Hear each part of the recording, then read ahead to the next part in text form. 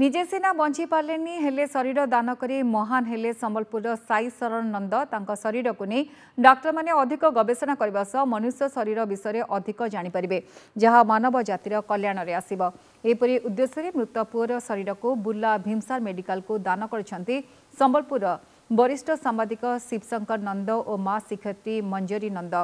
परिवार और मान्यगण्य व्यक्ति वरिष्ठ डाक्तर उपस्थिति रे निज पुअर पार्थिव शरीर को बुर्ला बड़ मेडिकल कॉलेज को दान करिसेंती। मृत शरीर प्रथम थर पई बुर्ला को पठा जायछि जहाँ अन्य मानक पई उदाहरण पालटिछि। आखि 6 घंटा भितर हे पारसे तो आमे संगे संगे चेष्टा करूँ जेहेतु 12:30 बजे देहांत होइछे तो सकाळ 6 बजे भी तो नवार कथा तो पहला से ले उद्यम कलु आ जहाँ भी हो भीमसार डाक्टर रविंद्र चौधरी को पहला कांटेक्ट कली और से उद्यम करी चक्षुदान व्यवस्था कराले।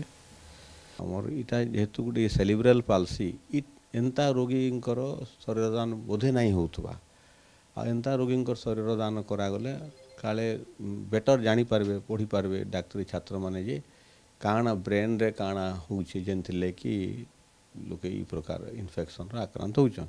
इटा ही तार देन हवा कथा समाज प्रति आमे शरीर दान करबाटा तार गोटे समाज प्रति देन हवा जदि केबे भी पृथ्वी रे केबे भी आज नहीं 500 वर्ष पर भी यदि पृथ्वी रे सेरिब्रल पाल्सी रो चिकित्सार किछि बाहरला तो सेथरे आमर भोलुर 0.0001% भागीदारी थिबा।